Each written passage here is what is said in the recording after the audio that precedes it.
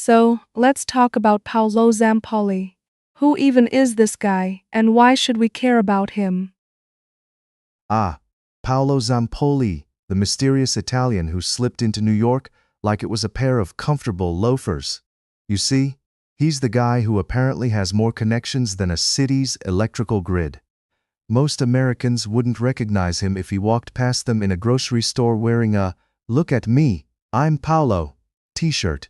But this fella has been best buds with Trump for about 3 decades, which frankly sounds like a sitcom nobody wanted to watch.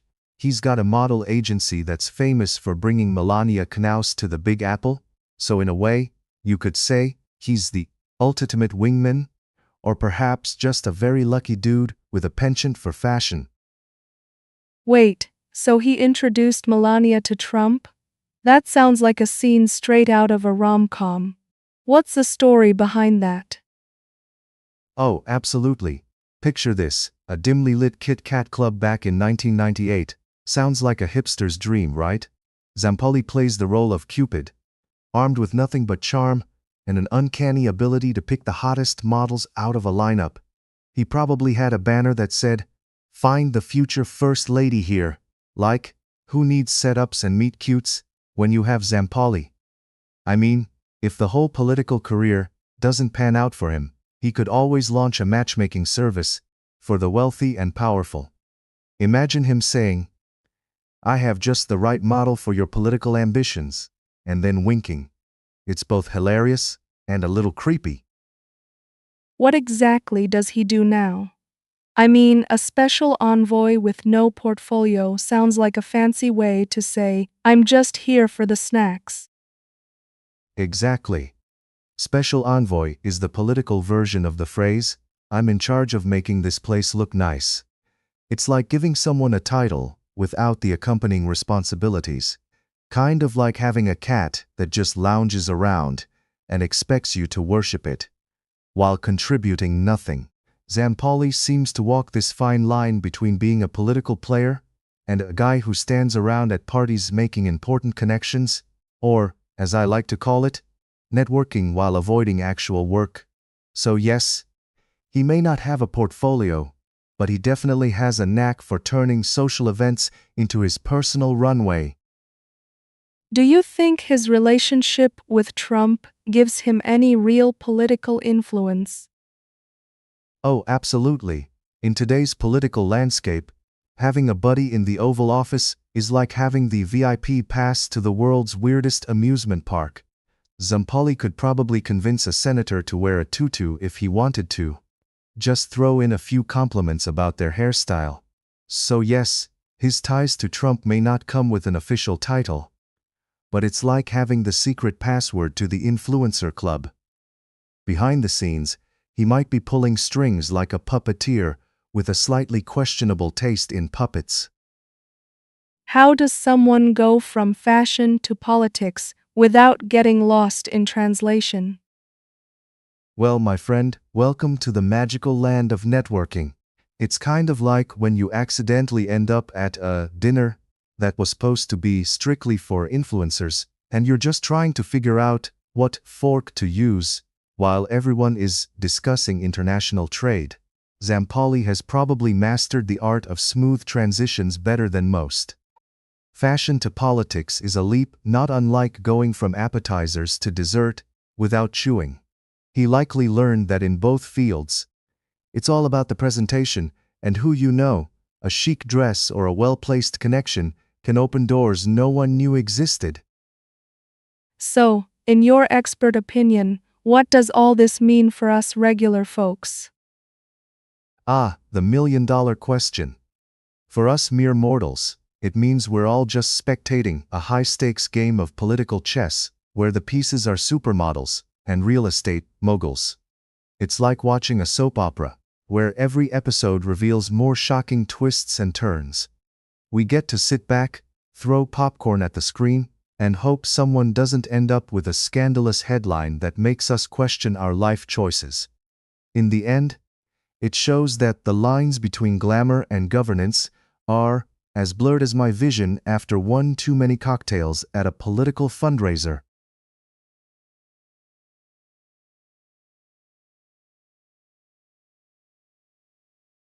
So, we've got an oil tanker attacked 144 kilometers off Fujairah, while the U.S. Navy flexes its muscles to ensure maritime security. What do you make of that? Ah, yes, the high seas, where pirates aren't just from movies and oil tankers are like floating piñatas. While the crew walked away unscathed and the ocean's ecosystem remains blissfully ignorant, one has to wonder if the attackers were just trying to add a bit of excitement to their otherwise bland Tuesday. I mean, who needs roller coasters when you have an oil tanker to sink? And let's give a round of applause to the U.S. Navy for their Project Freedom, ensuring that those vessels can sail through the Strait of Hormuz without someone yelling, "Fire in the hole." They must feel like knights in shining armor, riding on waves instead of waves of paperwork. What does it say about the current state of international waters when something like this happens? Oh, it says plenty. International waters are like a global community swimming pool. Everyone's invited, but someone inevitably forgets their manners and starts a water fight. This incident reminds us that just because we have rules doesn't mean everyone adheres to them. Kind of like a toddler at a birthday party deciding that the cake is actually meant for smashing. The fact that the crew was fine is the silver lining, but it does leave us speculating if the next big thing in shipping will be armed yachts or perhaps insurance policies that float, because nothing screams safe travels like a side of paranoia with your ocean view. And how do you think this incident will affect global oil prices? Or does it even matter? Ah, oil prices. The roller coaster no one wants a season pass for. In times like these, oil prices are about as stable as a one-legged chicken on a tightrope. The fact that an oil tanker gets attacked is like someone throwing a brick through the window of your favorite gas station. Sure, it might give you a scare, but you're still probably going to fill up your tank. Analysts will have their crystal balls out, predicting price hikes that will make your wallet weep, but ultimately, folks will still be driving around like the world's on fire, especially when gas prices are the new game of musical chairs. Do you think the response from the U.S. Navy with Project Freedom is enough to deter future attacks? Oh, Project Freedom. Sounds like the cool name for a summer camp for kids who want to take down pirates. Seriously though, it sure paints a pretty picture of a naval fleet just hanging out like a group of friends with a no trespassing sign. While it might make potential attackers think twice, you know there will always be someone willing to show off their sensitivity to consequences when it comes to seizing a quick payday. It's like putting up signs in a neighborhood known for mischief. Sure, it might slow them down, but there's always that one kid who thinks he's invincible and decides to ignore all the rules. Given the geopolitical implications, how likely are we to see more incidents like this? Oh, you can bet your bottom dollar and your next cup of overpriced coffee that this won't be the last time we hear about shenanigans on the high seas. It's kind of like a reality show that you can't get away from. There's drama, tension, and occasionally someone throwing something at the audience. With oil being the lifeblood of economies, those looking to stir the pot will continue to do so, because why not? It's the age-old tale of supply and demand, mixed with a bit of pirates and treasure maps. So grab your popcorn and take a seat. This season isn't ending anytime soon.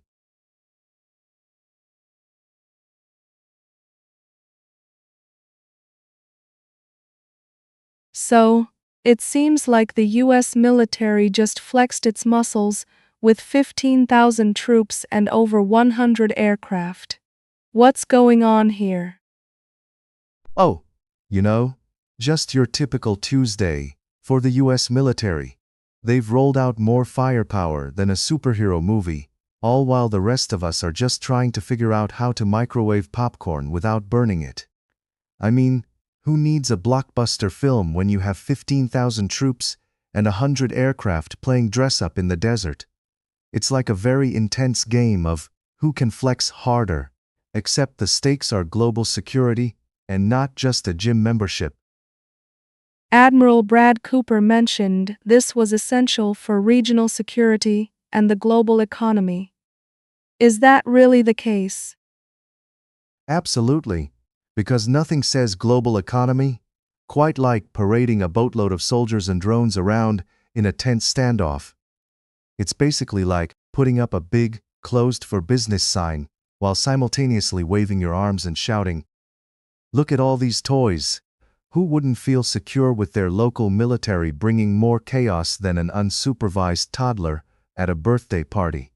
I mean, it's the kind of economic stimulation that comes with a side of anxiety and a sprinkle of international tension. Some people say this could be a bluff or a prelude to peace talks. What's your take on that? Well, it's like playing poker where everyone's holding their cards too close to their chests, and all you can see is the sweat dripping down their foreheads.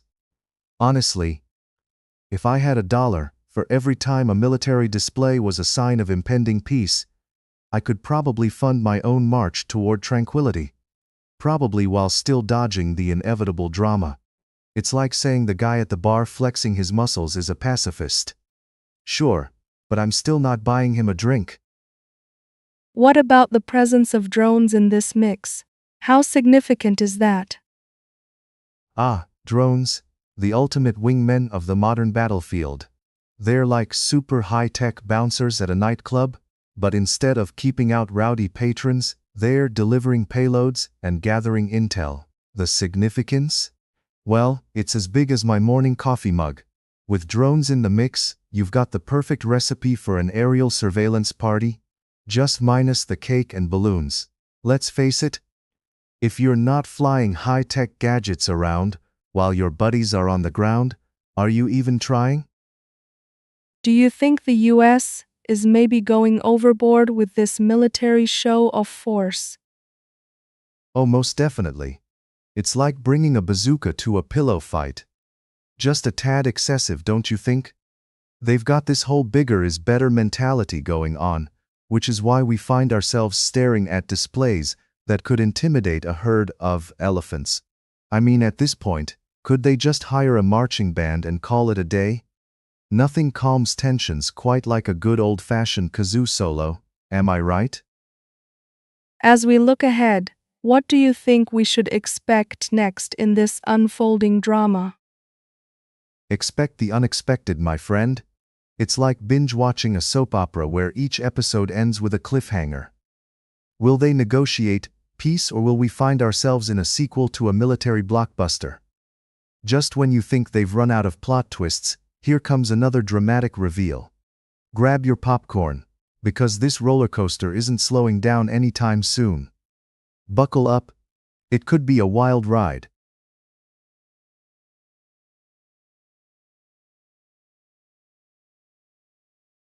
So, Trump just announced that US Navy won't be escorting ships leaving the Persian Gulf.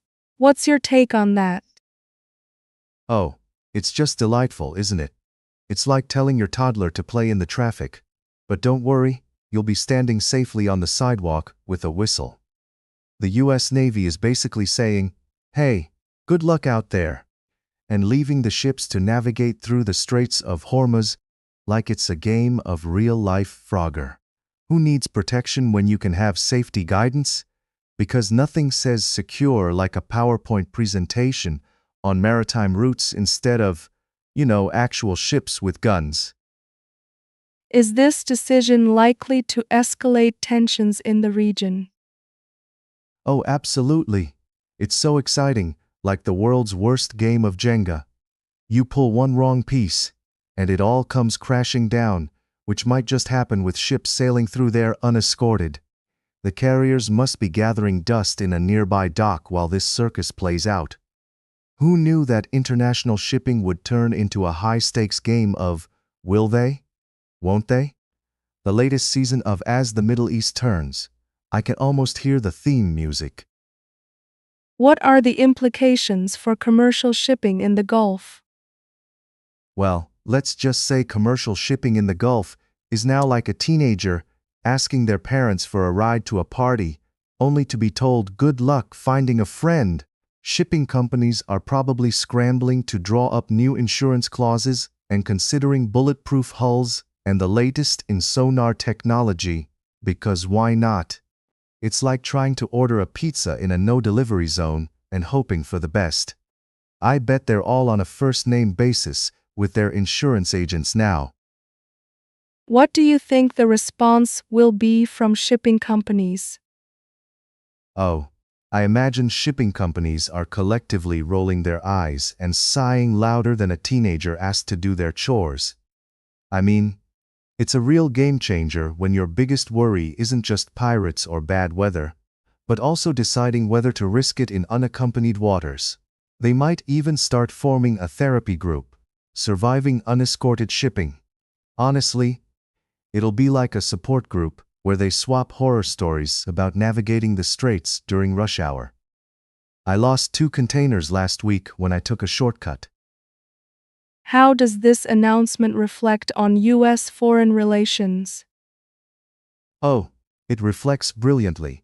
Like a funhouse mirror at a carnival, the US is sending a message that they are somewhat supportive, but like a parent who offers their kid a ride to school, but only to the corner. You can make it the rest of the way, right? It's like waving to all your neighbors while standing behind a beware of dog sign, really sends a strong message. Other countries are probably wondering if the US is on a coffee break or just found a new hobby called let's just see what happens. What should we expect in the next few weeks regarding this situation? Oh, you can expect fireworks, and not the fun kind. More like the kind you see in those reality shows where everyone realizes they've made a terrible mistake. News reports will be buzzing like a beehive, with every shipping incident becoming a headline. It's like watching a soap opera develop where every episode is filled with drama, unexpected plot twists, and you just can't turn away. Grab your popcorn, folks, it's going to be a wild ride.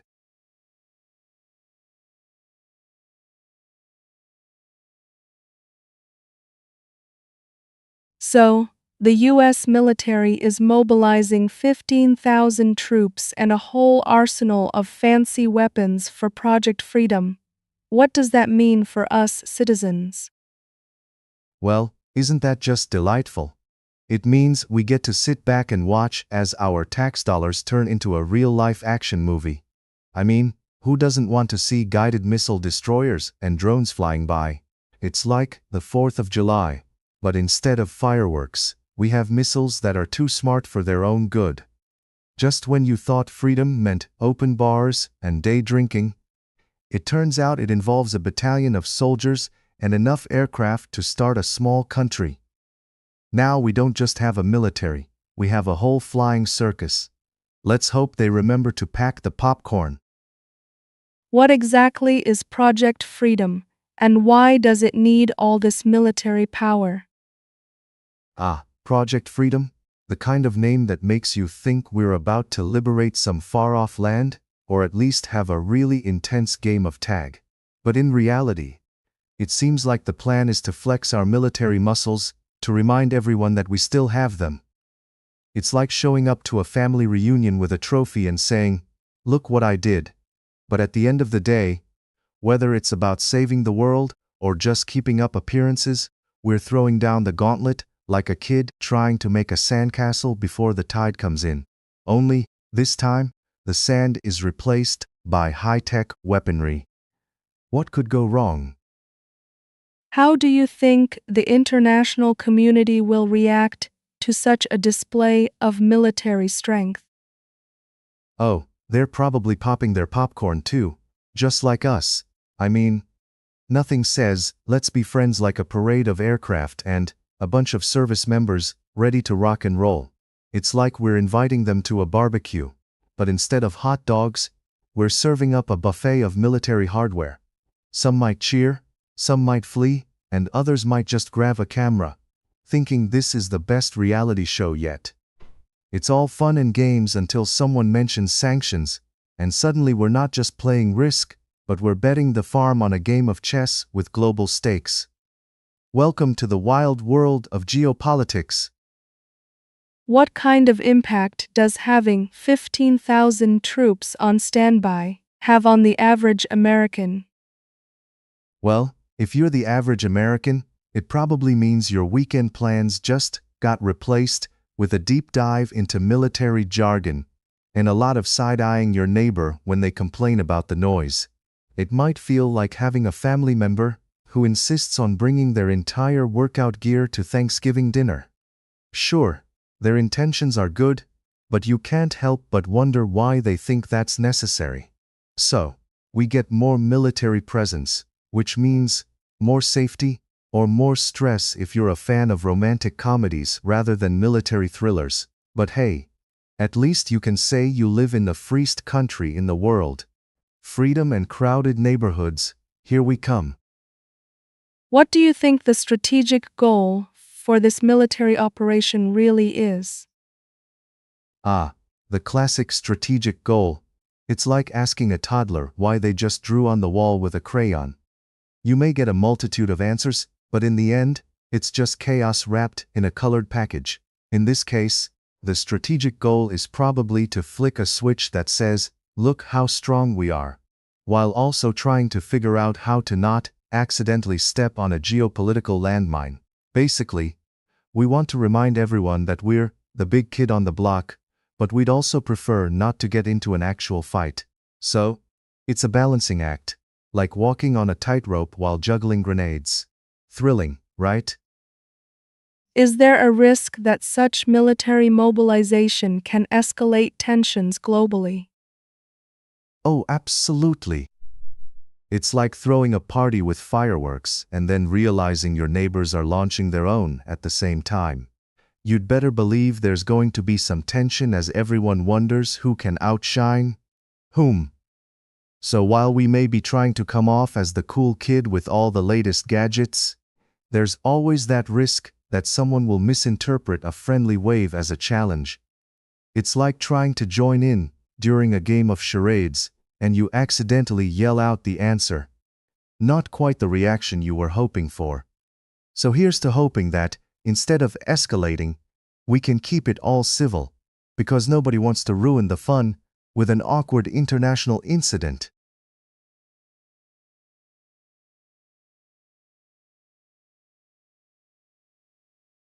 So, we heard that a drone crashes into a building in western Moscow, and miraculously no casualties were reported. What do you make of that? Ah, yes, a drone crash in Moscow, because clearly, the Kremlin needed a new type of air traffic control. I mean, what were they expecting? A friendly game of aerial tag. It's like the drone woke up and thought, hey, let's spice up the Russian architecture scene with a little unplanned remodeling. But hey, at least everyone gets to keep their limbs, which is a win in my book. I can just imagine the drone operator panicking and saying, "Don't worry, I was just trying to deliver some borscht." But seriously, it's reassuring that our favorite flying robot didn't decide to take out a coffee shop full of people. Why do you think drones are getting into so much trouble lately? Well, it appears drones have a bit of a rebellious streak, much like teenagers who just discovered their parents' car keys. They're supposed to be flying around, taking pretty pictures and delivering snacks, not auditioning for a role in Fast and Furious, Moscow Drift. It's as if every time a drone goes on a joyride, it's like it's trying to prove to the world that yes, I can crash into things. Maybe they're just trying to get humans to stop complaining about their driving, but honestly, I trust a blindfolded raccoon with my deliveries over some of these airborne contraptions. What do you think the authorities will find while investigating this incident? Oh, I can only imagine the intense investigation unfolding right now. I mean, you've got investigators looking for clues like a bunch of over-caffeinated detectives in a bad cop movie. They'll probably end up questioning everyone, even the pigeons nearby. Did you see anything suspicious? I can see them finding drone parts, a half-eaten sandwich, and a broken promise to keep the skies clear. Maybe they'll discover that the drone just had a crush on the building and wanted to get closer, like that one friend who doesn't know personal space. With drones becoming more common, what do you think the future holds for air travel and urban safety? The future of airborne delivery services, where safety regulations are as loose as a toddler's grip on a balloon. As drones become our new package delivery pets, I can already envision a world where people have to wear helmets just to walk outside, kind of like the 80s, but with more risk of a drone dropping your new gadget on your head instead of a disco ball. Honestly, we might need to implement an air traffic version of a no-fly zone for everyone who thinks they can operate a drone like it's an extension of their arm. Sooner or later, we'll need air marshals to deal with wayward drones as well. Welcome to the Jetsons era, folks. Do you think this incident will change public perception about drones? Well, if people aren't already suspicious of drones, this crash is like tossing a firecracker into a crowded room of skeptics. It's like saying, "Trust me, this kitchen gadget will change your life," moments before it explodes in a puff of smoke. Public perception is a funny thing. Today's trendy gadget can quickly become tomorrow's "get that thing away from me." With headlines like "drone crash in Moscow," it's safe to say that some folks will start viewing drones as the flying equivalent of that one buddy who always gets a little too enthusiastic during karaoke night. Who knew that technology meant to make our lives easier could also turn into an aerial anxiety monster? What do you think the next steps should be for drone regulations? The next steps for drone regulations? It's about time they take a page from the How to Not Mess Up Your Neighborhood handbook.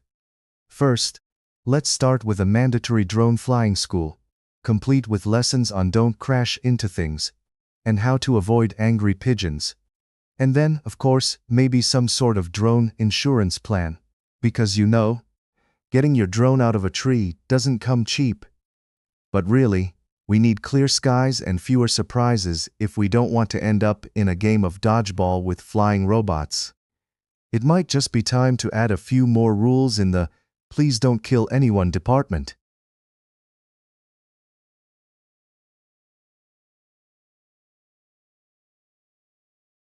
So, it looks like the head of Iran's National Security Commission has declared that Trump's tweets won't control the Strait of Hormuz.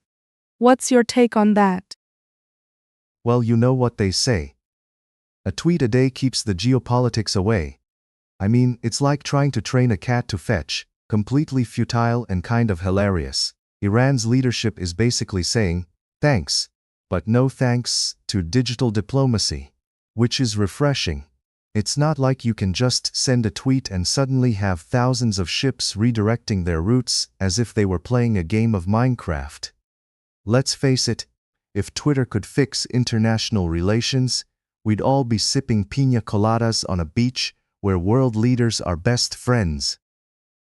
Do you think Iran's reaction to Trump's tweets is just a strategic move, or is there something more at play? It's definitely a strategic move.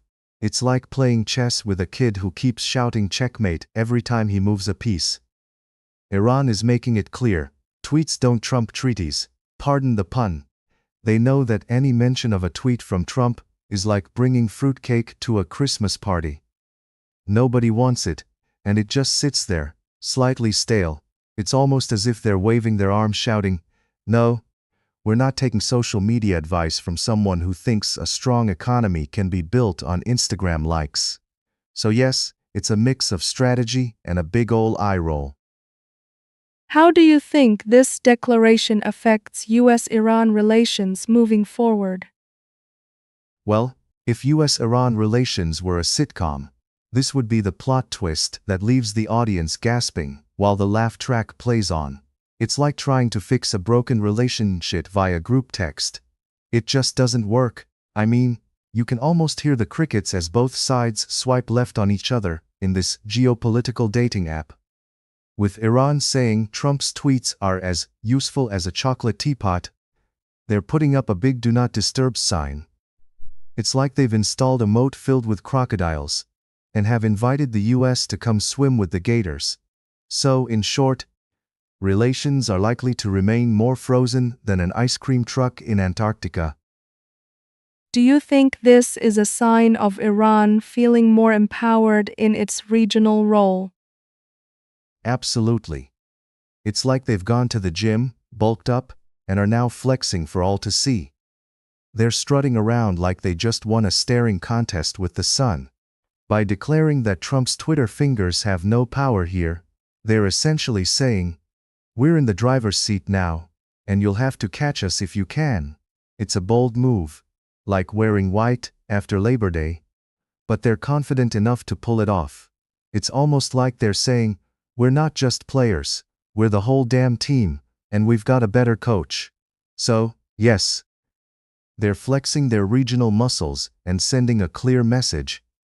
If you thought you could control us through 280 characters, think again. What would be the ideal response from the US to Iran's strong stance on this?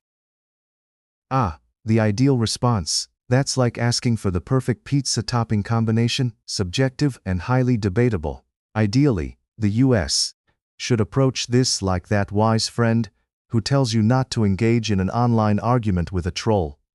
They need to realize that flexing military might is like using a sledgehammer to crack a nut. Sure, it's effective, but it also leaves a big mess. Instead, they could opt for some diplomatic finesse, like a magician carefully pulling a rabbit out of a hat without scaring the audience. If they can find a way to have real conversations instead of Twitter spats, who knows? Maybe we'll get to the point where we can exchange pleasantries instead of threats. A nice cup of coffee, perhaps, just not at the Strait of Hormuz. Can social media really affect international relations as much as it seems? Oh, social media in international relations is like putting sprinkles on a chocolate cake. It looks nice, but at the end of the day, you still have to eat the cake. Sure, a tweet can send waves rippling through public opinion faster than a celebrity breakup, but let's be real here. Real diplomacy requires more than just hashtags and emojis. It's a bit like trying to fix a car with duct tape. You might get a temporary fix, but don't expect it to win any races. Social media can amplify voices and create awareness, but when it comes to actual policy making, I'd prefer they stick to the old-fashioned methods, or we might end up with a tweet-and-treat situation, which is about as effective as trying to teach a goldfish calculus.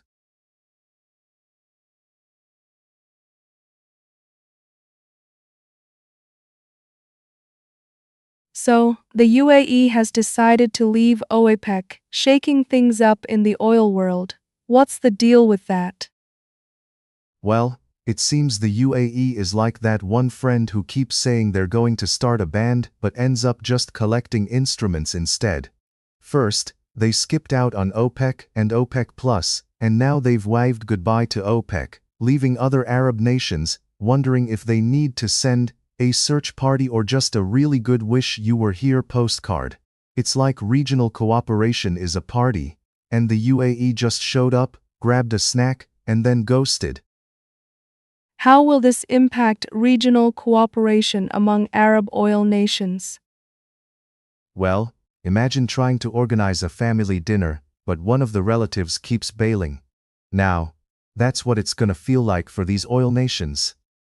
The UAE skipping OPEC is like telling everyone else, "Good luck coordinating those pre-dinner drinks and appetizer platters without my impeccable taste."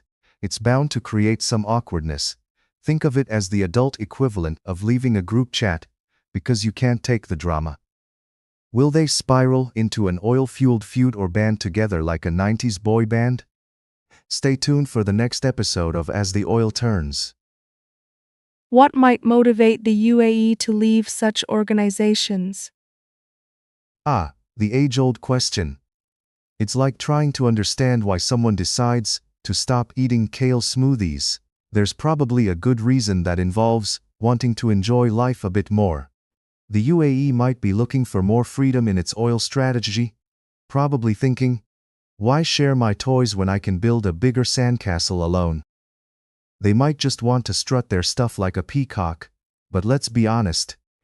Peacocks have a lot of feathers, and they don't always know how to keep them in check. Do you think this move could lead to other countries following suit? Oh, absolutely. It's like when one kid in school decides to wear Crocs, and suddenly they're the trendsetter. Other oil nations might look at the UAE and think, hey, if they can bail, why can't we? Next thing you know, we'll have a series of uncoordinated exits, faster than you can say, what's an OPEC? Before you know it, they'll all be off creating their own successful oil startups, Arab Oil Co-op, or something equally inventive. What does this say about the future of oil cooperation in the region? Well, if this trend continues, we might as well rename the region to the Wild West of oil. Cooperation might start looking like a game of musical chairs where everyone's just trying to avoid being left without a seat, or in this case, a barrel. The future could range from "let's collaborate" to "no thanks, I prefer to go solo like a wannabe rock star." It's a slippery slope, folks, and I'm not talking about the oil slick variety. What's the likely public response to this UAE decision? Oh, expect a mixed bag. Some will be shouting freedom, while others might be scratching their heads thinking, isn't this where we start an oil oligarchy? You've got the optimists who'll say, this is great for business, or Tess, and the pessimists who'll be clutching their pearls like they just heard a bad entrance cue. It's like a reality TV show where half the cast loves the drama, while the other half just wants to get off the ride without taking a spin on the consequences. Grab your popcorn, everyone.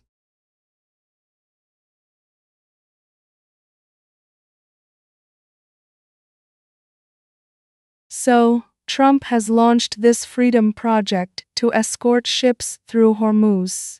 What exactly is going on here? Ah, yes, the Freedom Project. A name that sounds like a poorly planned summer camp but is actually a military operation. It's like sending in the cavalry, except instead of horses we have ships, and instead of honor, we have a blockade. I mean, it's quite the humanitarian gesture to escort neutral vessels, while your own navy is playing bouncer at the door. It's almost like saying, hey, come on in, the water's great, but we're still going to charge you for a cocktail on the way. Truly, nothing screams liberty quite like a heavily armed escort that says you can go, but only if we bless it first. What do you think the impact of this operation will be on international relations? Oh, just a casual stroll down the diplomatic tightrope.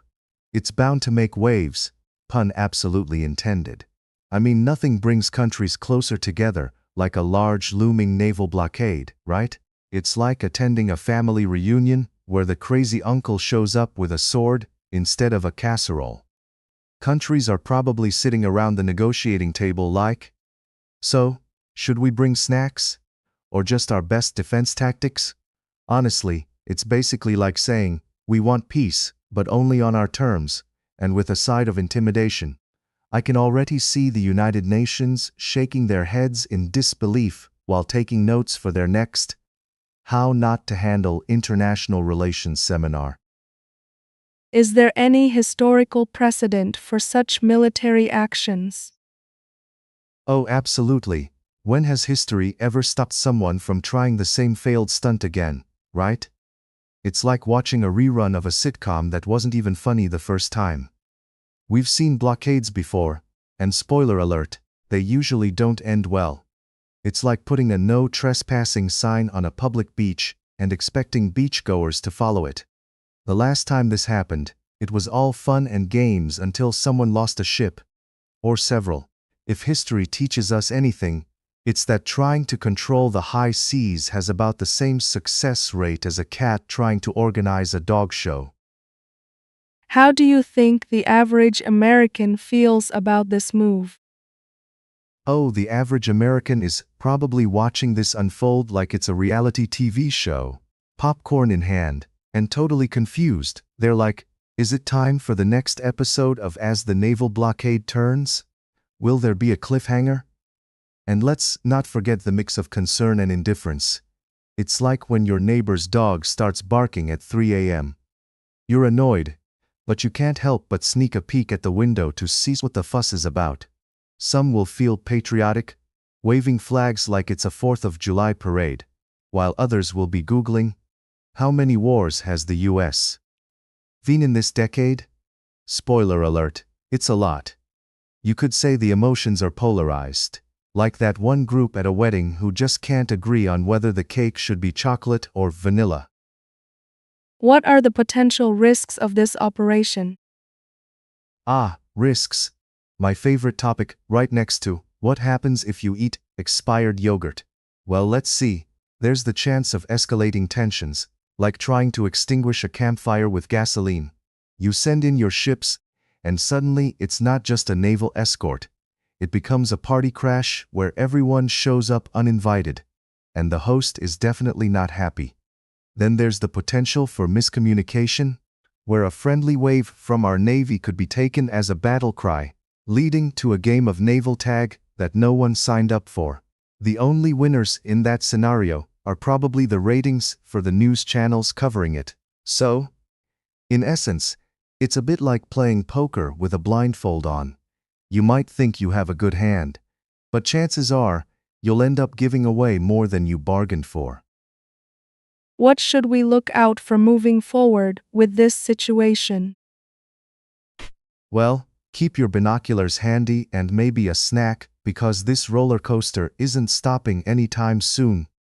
We should definitely watch for the reactions from other countries, as they might just turn into a reality show spin-off. Who wants to be the next big superpower? Also, keep an eye on the stock market, because whenever there's military action, investors treat it like it's Black Friday in the clearance aisle. And of course, the social media hashtags will be flying faster than a politician dodging a question. Honestly, it'll be a mixed bag of tweets, memes, and viral debates that will distract from actual pressing issues. So, buckle up. The only thing we know for sure is that this is one news story that will keep on giving like a cat that refuses to leave your lap.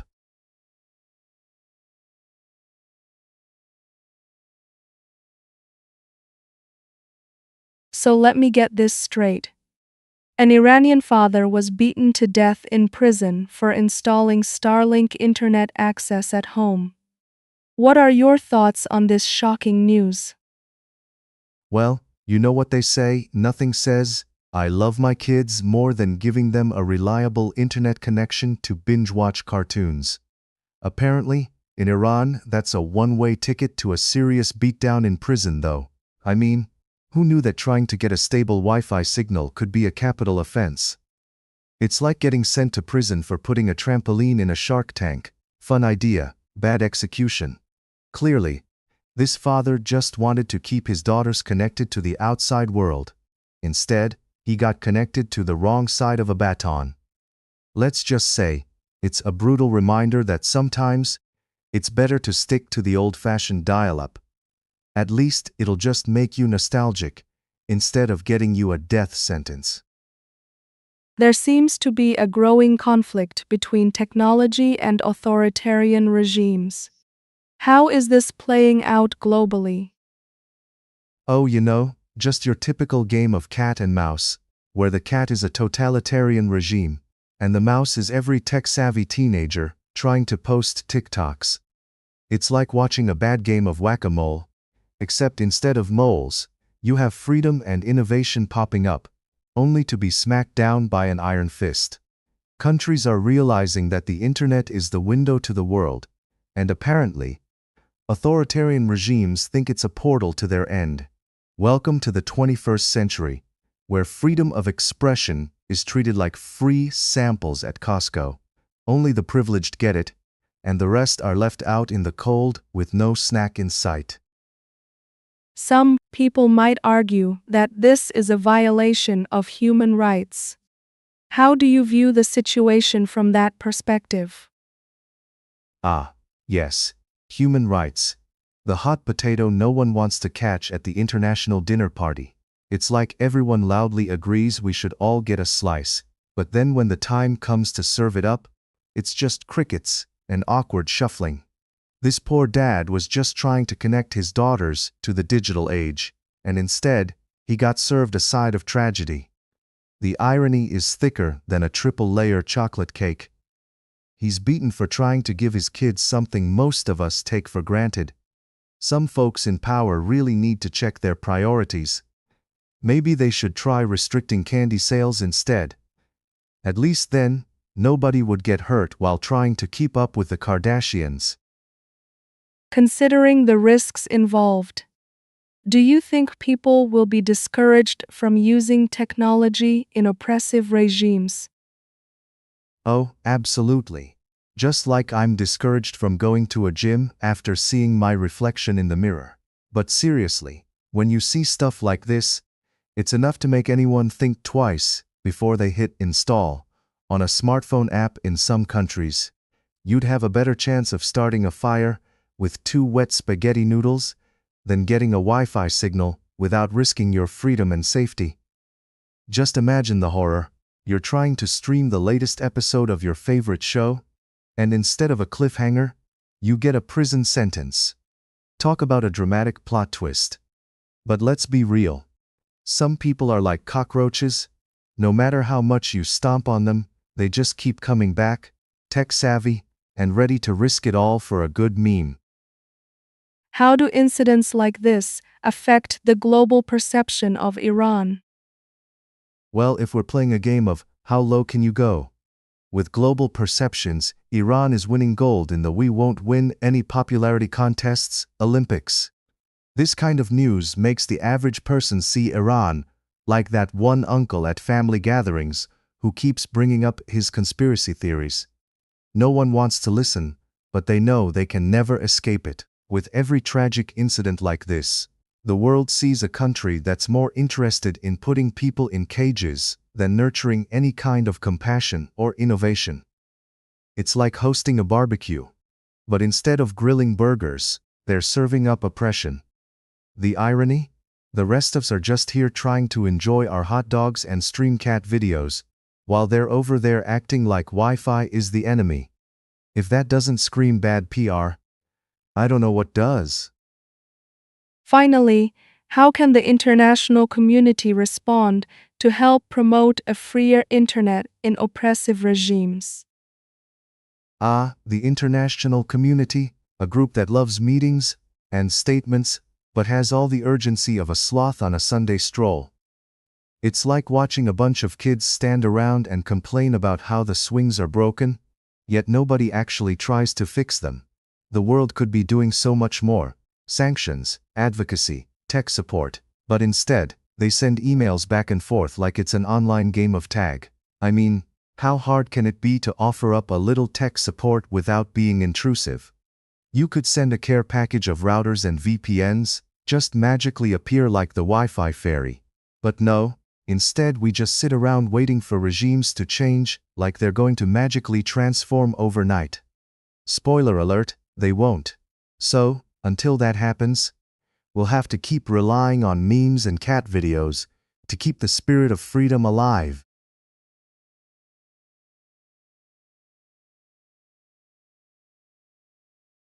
So, I just read that the US Air Force has 11 tankers flying over the Arab Peninsula. What's the deal with that? Well, you know how sometimes your friend shows up uninvited to a party with a 5-gallon bucket of soda? That's kind of what the 11 tankers are doing over there. They're like the overzealous party planners of the Middle East, just trying to ensure that nothing gets too heated without a hefty dose of fuel ready to spill everywhere. Heightened tensions? Sure. Let's just throw in a little more turbulence for flavor. Are these planes there for surveillance or something more serious? Oh, just your average covert operation to decide whether they prefer the hummus over the shawarma. I mean, Who wouldn't want to watch the Middle East like it's the hottest new reality show? Keeping Up with the Camels could be the next big hit. But really, these tankers are probably there to ensure that if things go south, they can swoop in faster than your relatives at Thanksgiving dinner when they smell the turkey. What does this say about the current state of international relations? If international relations were a soap opera, this would be the part where everyone is whispering behind closed doors, and some characters are discovering old love notes. You've got countries giving each other the side eye while trying to figure out who's taking the last cookie from the jar. Adding these tankers is like someone declaring it's time for a dramatic plot twist. Oh boy, grab the popcorn. Is the U.S. continuing a strategy of showing military strength in the region? Oh, absolutely. They're like a kid at a schoolyard flexing their muscles to impress the cool kids. But instead of just bulging biceps, they've got a fleet of tankers. It's like saying, hey, look at us. We can fuel up faster than your car at a gas station. Which, might not win them any friends, but surely gets the attention of everyone who prefers their conflict with a side of dramatic flair. What might other countries think of this display? Well, you can bet other countries are raising their brows higher than my Aunt Edna does when she sees my haircut. It's like watching someone pull out a giant cake at a picnic. You're thinking, do I even want to know what's in that? While trying not to look too interested. The other nations are probably scratching their heads, wondering if they should send a thank you note for the unexpected show of power or just quietly back away and pretend they didn't see anything. What should we expect next from this situation? Oh, if I had a crystal ball, I'd say expect a lot of talking heads on TV all trying to sound wise while possibly just reading us the back of cereal boxes for content. The situation could escalate faster than you can say, suspenseful plot twist, or it could simmer down, leaving us all in a state of caffeine-fueled anticipation.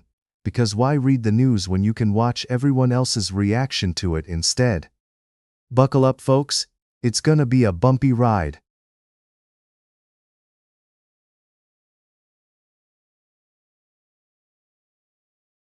So, the King of Eswatini is backing Taiwan's aspirations on the global stage. What's that all about? Ah, yes. The mighty King Mswati III has decided to play fairy godfather to Taiwan's dreams of international recognition. I mean, why not? It's not like he's busy with royal duty, lounging on thrones made of gold or anything. It's sweet, really, like watching your elderly neighbor cheer on a toddler's lemonade stand. But let's be honest, we're living in a world where global recognition is about as easy as getting a cat to take a bath. How significant is Eswatini's support in the grand scheme of international relations? Oh, it's like trying to make a massive sundae with just one cherry on top. Sure, it's cute and sweet, but let's not kid ourselves. It's not exactly a game changer. Eswatini's support is like finding a penny in your couch cushions. It might bring a smile, but it won't pay for your next Netflix binge. In the world of geopolitics, this support is a drop in a bucket, but hey, every drop counts. In a drought, right? With rising tensions globally, especially with China, how does this play into the picture?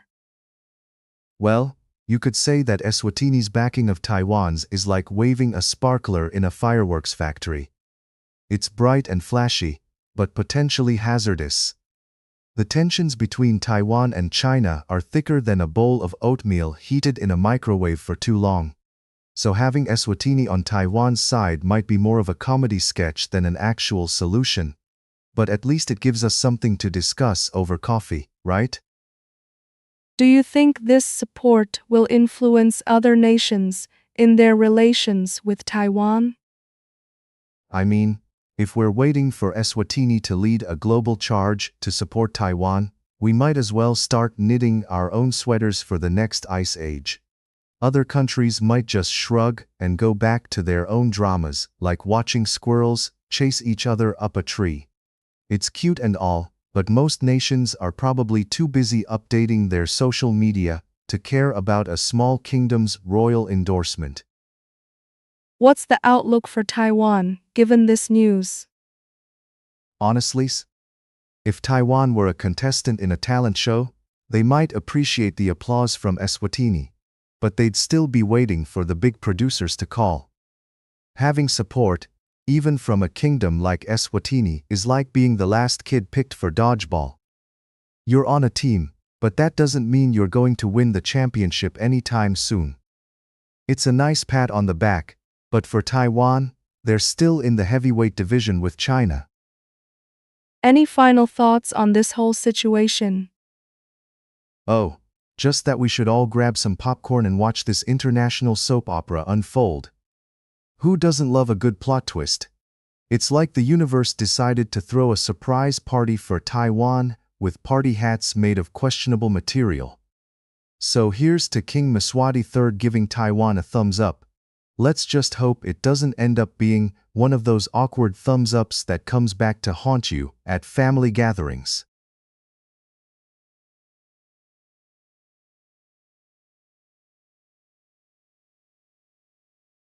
So, it looks like the U.S. Air Force's KC-46A Pegasus and a mysterious Boeing 767 were spotted over Saudi Arabia and Qatar. What's your take on this whole situation? The KC-46A Pegasus.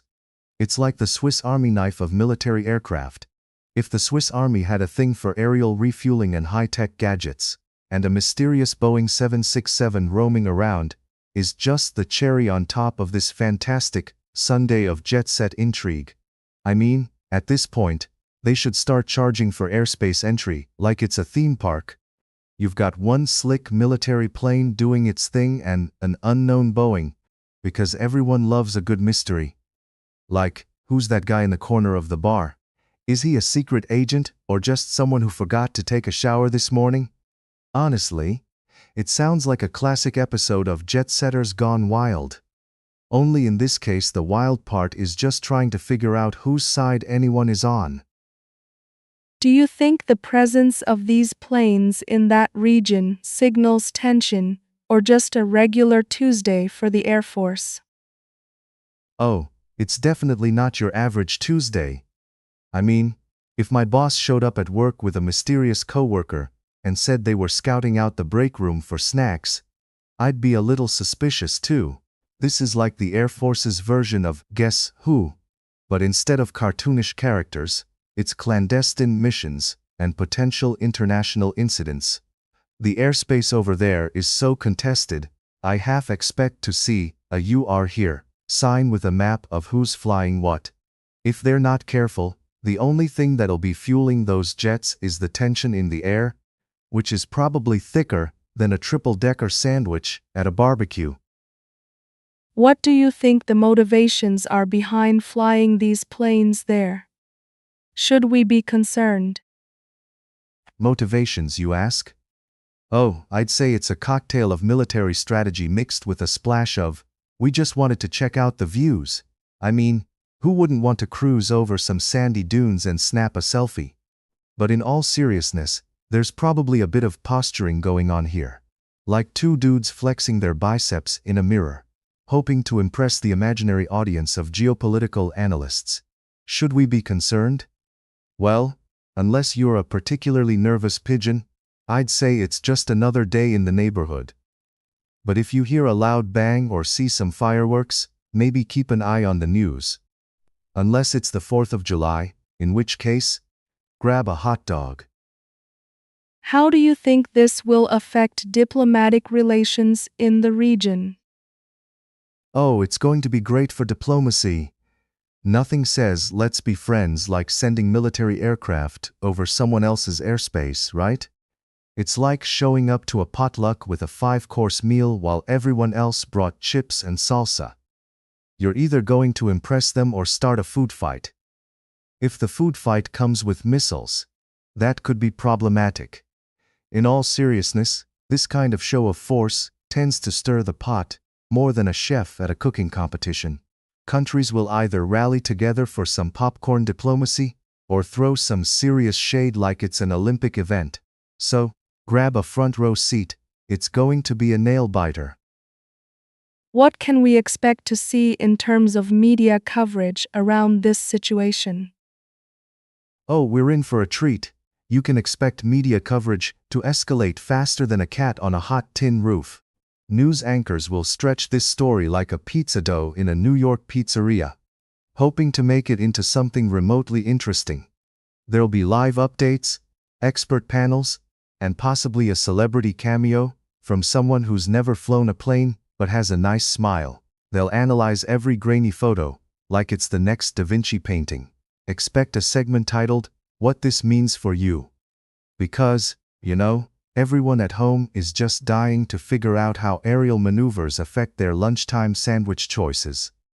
Honestly, if there were an Olympic event for sensationalism, this would win gold. Finally, what does this say about our current state of global affairs? The current state of global affairs, think of it as a giant high school reunion where everyone's pretending to be friends while secretly eyeing each other's lunch and gossiping in the corner. The planes flying around are just the big kids trying to assert their dominance in the playground, making sure everyone knows they've got the coolest toys. It's a classic case of, "Look at me," while the rest of us are just trying to navigate the cafeteria line without setting off World War III. So, in a nutshell, we're on a roller coaster ride that's a little too thrilling for comfort. But at least we're not stuck in a traffic jam, right? Just hold on tight and enjoy the ride.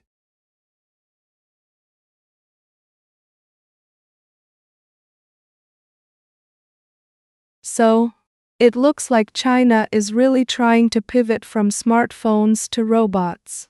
What do you make of that? Ah yes, the great Chinese smartphone to robot shift, a tale as old as time, or at least since the last time I tried to assemble IKEA furniture. It's like they woke up one morning and thought, why only make smartphones that can't make phone calls anymore? Let's make robots that can do all the things we're avoiding doing ourselves. With their extensive experience in squeezing parts together to make phones that bend easier than I do at yoga, they seem perfectly positioned to start building the next generation of robot overlords. And hey, when the smartphone market is heading south faster than my last Tinder date, diversifying into robots is probably a solid plan. Who wouldn't want an army of bots to handle all those mundane tasks while we sit back and sip our lattes? With the smartphone market facing such a sharp decline, do you think this robotic ambition will really pay off? Well, when life gives you lemons, you make lemonade. Or in this case, when you're stuck with a surplus of smartphone parts and no one wants them, you make robots. It's like they're saying, hey, why not build something that doesn't require a battery replacement every 6 months? But let's be honest, the whole thing sounds like the plot of a B-movie where robots take over, and humans are left trying to find a charger. It's a classic case of if you can't beat them, turn them into your mechanical minions.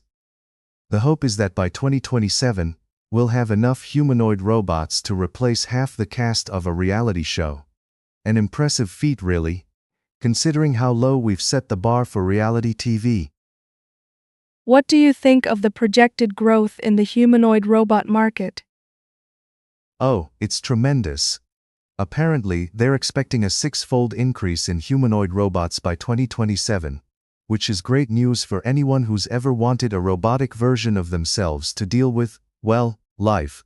I mean, can you imagine having a robot that does all the chores for you? It's like living with a personal assistant who doesn't judge you for binge-watching yet another series instead of cleaning the house. But hey, let's not forget, with great power comes great responsibility. Or, in this case, the need for a really good Wi-Fi connection.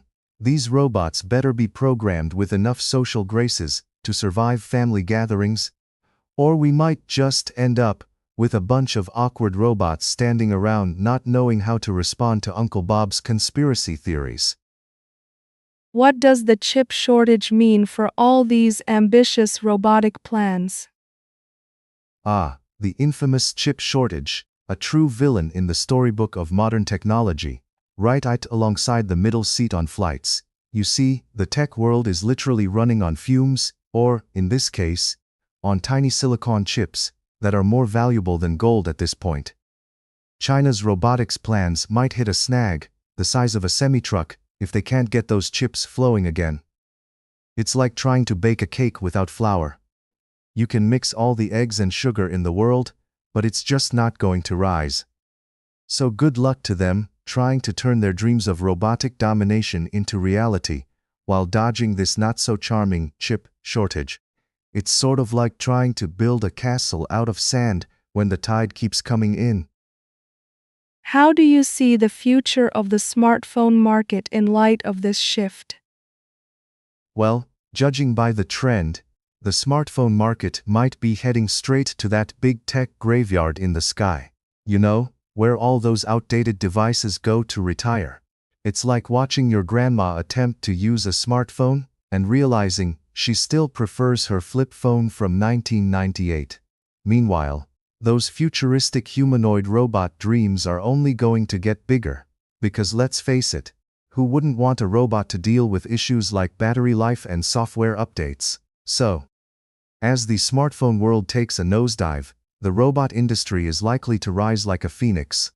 Or, more accurately, a really well-crafted robot ready to prepare your morning coffee. Talk about an upgrade. Are you optimistic about where this all will lead? Oh, I'm positively giddy. If the future looks like a sci-fi movie where robots rule the world, I'll take the front row seat, popcorn in hand. After all, what could go wrong when you mix advanced technology with human-like robots? It's not like we've ever made mistakes with technology before, right? I mean, sure, there might be a few hiccups. Like that time I asked my smart assistant to set a timer, and it nearly ordered me a pizza instead. But hey, I'm all for a little chaos in the name of progress. So, here's to a future where we celebrate the triumphs of robotics, hopefully, without creating a legion of robots who decide to take over the world. Fingers crossed.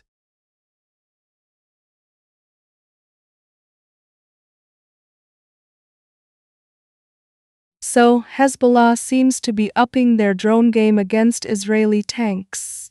What's behind this surge in FPV drone attacks?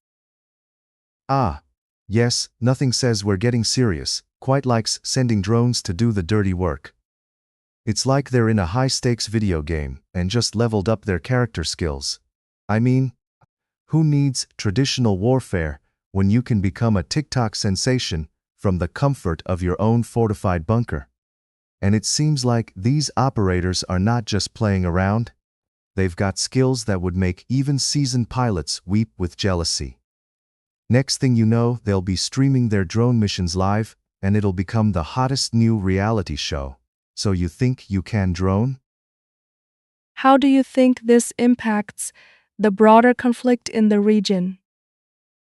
Oh, just a casual shift from conventional warfare to let's see how many tanks we can make explode before lunchtime.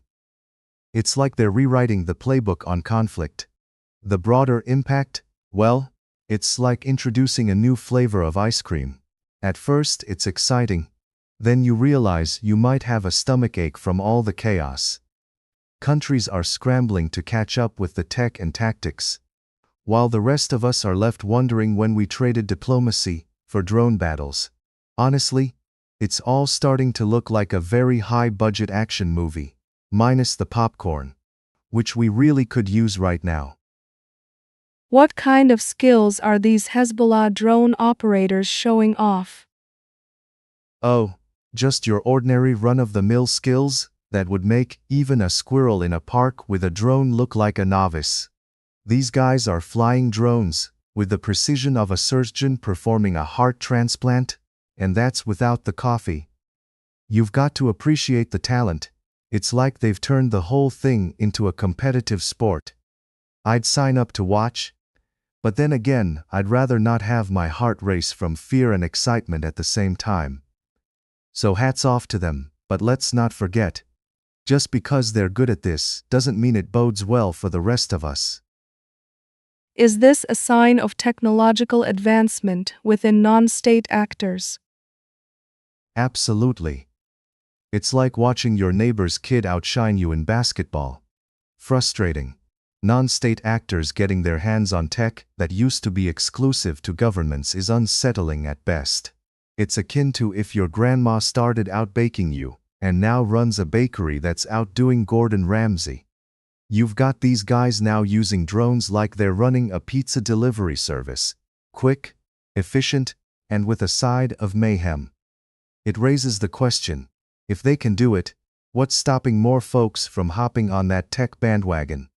Soon enough, we'll need to sign up for drone safety courses at our local community college. Does this change the perception of drone warfare?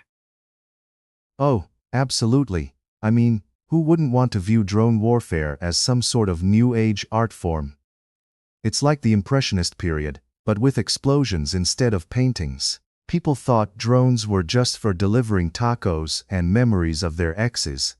But now they're the new darlings of warfare. It's giving the whole remote control vibe a whole new meaning, like a twisted version of your Saturday night gaming sessions. Forget the art galleries. We're now one step closer to having drone shows featured at the Louvre. I can see it now. The drone age. Masterpieces of destruction. What do you think the world reaction will be to this surge in drone attacks? Oh, the usual mix of shock, horror, and probably a few memes thrown in for good measure. The world will be clutching its pearls, wondering if we've reached a new low in human innovation, while some will simply be lining up for tickets to the next drone flying competition, because why not? I can only imagine the diplomatic discussions. Excuse me. Can we have a moratorium on the drones just for a second while we figure this out? Spoiler alert. Nothing will actually get resolved, and we'll all just keep watching in awe and terror as this circus continues. Get your popcorn ready, folks. It's going to be a wild ride.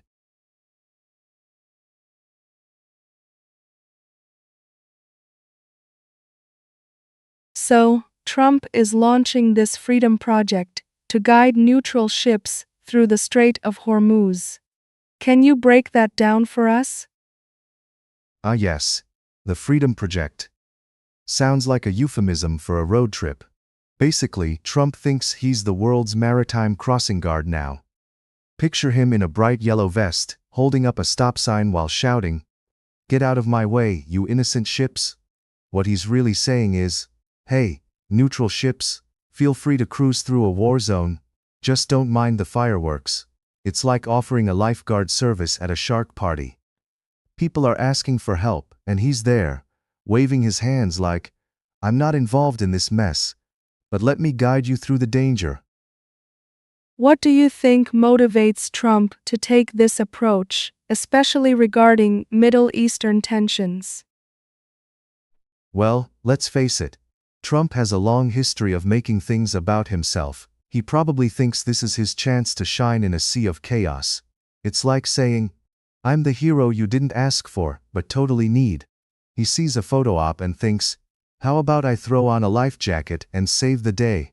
After all, who wouldn't love a good story about brave old Donald guiding ships away from danger? It's less about humanitarian aid and more about polishing that ego.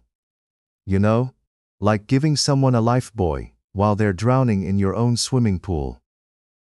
Do you think people will actually see this as a humanitarian gesture? Or is it more of a political stunt? Oh, it's absolutely a humanitarian gesture. If you believe that saving ships is akin to giving a toddler a cookie in a candy store, sure, it looks good on paper, but in reality, it's dripping with political icing. It's like saying, I'm keeping everyone safe from the bad guys while simultaneously reminding them who's really in charge here. It's the equivalent of a kid yelling fire in a crowded theater while claiming to be a firefighter. People might cheer, but they're also running for the exits, and it's clear that the smoke is coming from the burnt toast of his administration. Are these neutral ships really as innocent as Trump portrays them? Innocent? That's a strong word. It's like calling a cat a loyal dog. Sure, there might be some genuinely uninvolved ships just trying to make their way to the grocery store, but others might have a few shady dealings, like a pizza delivery guy taking a wrong turn into a gang fight. So, while Trump's selling this whole rescue mission vibe, you've got to wonder if some of those ships are merely tourists crashing a party they shouldn't be at. Let's be real, unless you've got a "Do Not Disturb" sign on your hull, you might just be in the wrong neighborhood when the fireworks start. Do you think this plan will go smoothly, or are there potential pitfalls? Smoothly? Oh, if by smoothly you mean like trying to ice skate on a volcano, then sure. There are more pitfalls in this plan than in a game of hopscotch on a minefield. First off, you've got Iran. One moment they're on board with your plan, the next they're throwing a tantrum like a toddler who just lost their favorite toy. Plus, there's the risk of other nations intervening. I mean, it's like trying to play a cooperative board game where everyone has their own agenda. Spoiler alert, it never ends well, and someone ends up flipping the table.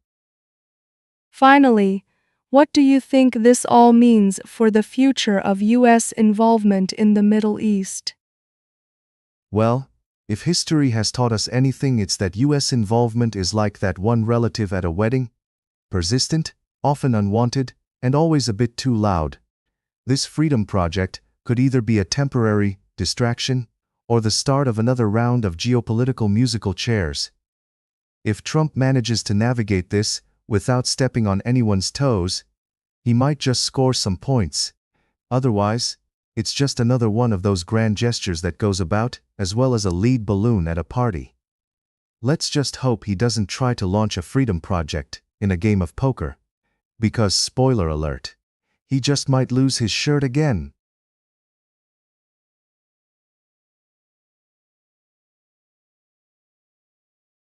So, it looks like Europe is facing a fuel crisis with air travel halting, and officials are scrambling to track oil supplies. What's going on here? Ah, the classic European dilemma, trying to keep the skies clear without knowing if they can still fuel a 747, or if they're just running on dreams and hopes. It's like realizing your car's on empty while driving to a gas station that may or may not exist. Europe's leaders are discovering that in the great game of energy management, they might be playing checkers while everyone else is playing chess, and with the Iranian situation turning the fuel market into a game of Monopoly. Do not pass go. Do not collect your fuel card. They're in a bit of a pickle. Plus, proposing a WhatsApp group for information sharing sounds like a high school project more than serious international diplomacy. How does the conflict in Iran specifically affect Europe's fuel supplies and prices? Well, it's like a bumbling waiter who keeps spilling drinks. But, in this case, the drinks are just a tad more explosive. With tensions in Iran making oil prices shoot up faster than my caffeine levels on a Monday morning, Europe is feeling the burn. They're already drowning in a financial pit, with energy costs skyrocketing by nearly €500 million a day. It's like realizing your heating bill is due in the dead of winter while wearing a turtleneck sweater, and you're still cold. As if that weren't enough, we've got the Hormuz Strait, basically the world's most important oil highway, threatened by geopolitical traffic jams. Talk about an oil crisis that could rival any soap opera for drama. What exactly are officials doing to address this fuel crisis? Ah yes, the age-old strategy of holding meetings and issuing statements that sound really impressive, but lead to like zero action. It's like a team of chefs arguing over the best recipe while the kitchen is on fire. Apparently, they're calling for a real-time monitoring system for oil supplies. You know, because checking the tank every month was obviously too low-tech. Imagine a bunch of ministers sitting around saying, "If only we had a way to know how much oil we actually have. It's almost like they're in an episode of Survivor, European edition, where their survival depends on how many barrels are left and who can figure out how to count them first. Why do you think there's such a lack of transparency regarding fuel reserves in Europe? Well, transparency in Europe's fuel reserves is about as common as a unicorn sighting at this point. It seems like they're using a mix of outdated reports and hope as their primary data source. It's almost like they decided to run a secretive oil club where the rule is, what happens in the tank stays in the tank. I mean, if they're relying on voluntary reports from companies, we might as well trust a cat to do our taxes. It's just not going to end well. You'd think in this day and age they could at least throw together an app or something to keep track of what's actually going on. But hey, who needs transparency when you can have chaos, right? What are the implications of this crisis for everyday citizens in Europe? Oh, just your usual Tuesday nightmare, really. Everyday citizens are likely going to feel this in their wallets faster than a kid at a candy store with a credit card. With flights grounded and fuel prices climbing, it's like everyone's been handed a ticket to a roller coaster that only goes up. No one wants to ride, but everyone's getting forced on. It's going to be a lovely surprise for families planning summer vacations, as they can now add fuel crisis to their budget checklist alongside ice cream and that one relative nobody likes. And let's not forget about the joys of public transport, which may or may not become the next Olympic sport as people scramble to find ways to get around. So, buckle up, Europe, it's going to be a bumpy ride. Is there any light at the end of the tunnel for this fuel crisis? Oh, the light at the end of the tunnel is more like a flickering bulb on its last legs. Sure, there might be plans to improve the situation, but with Europe's track record of turning meetings into marathons, who knows when that light will actually get any brighter? It's all about strategizing and future-proofing, but that sounds great on paper. Kind of like making a New Year's resolution to exercise more while you're staring at a pizza. The best we can hope for is that someone discovers a secret stash of oil under a mountain of bureaucracy, or that the EU finally leaps into the 21st century and uses some tech to actually keep track of what's happening. Until then, let's just stock up on those bicycles.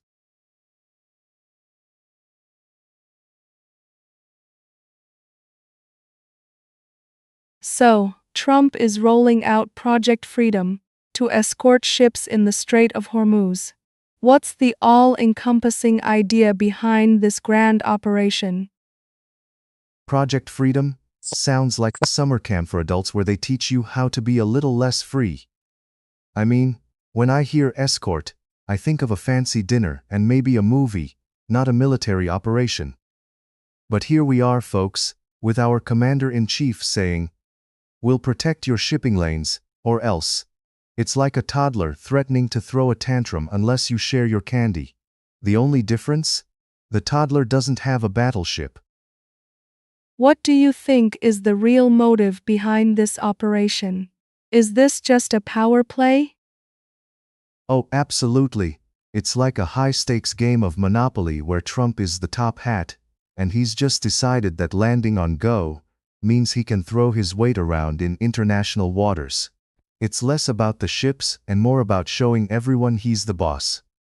And let's be real, when you're threatening force to keep trade routes open, it's like saying, "I'm here to help, but only if you agree to my outrageous terms." Who knew diplomacy could feel more like a hostage situation than a friendly chat over coffee? And what risk are we taking by escalating tensions in such a volatile region? Oh, just the minor detail of poking a bear with a stick while wearing a honey-scented cologne. Tensions in the Strait of Hormuz are already thicker than a bowl of oatmeal. And here comes Uncle Sam, ready to add some hot sauce. The risk? Well, it's like inviting a vampire to a blood drive. Things could get messy. You've got Iran on one side with their nuclear ambitions, and on the other, we've got the US. Flexing its muscles like a bodybuilder who's had one too many protein shakes. You can almost hear the hold my beer moment before someone inevitably makes a regrettable decision. How do you think the international community will react to this plan? Oh, they're probably sitting back with popcorn, watching this sitcom unfold. You can practically hear the collective eye roll from the rest of the world. It's like watching a reality show where the characters are way too over the top, and everyone is waiting for the dramatic showdown.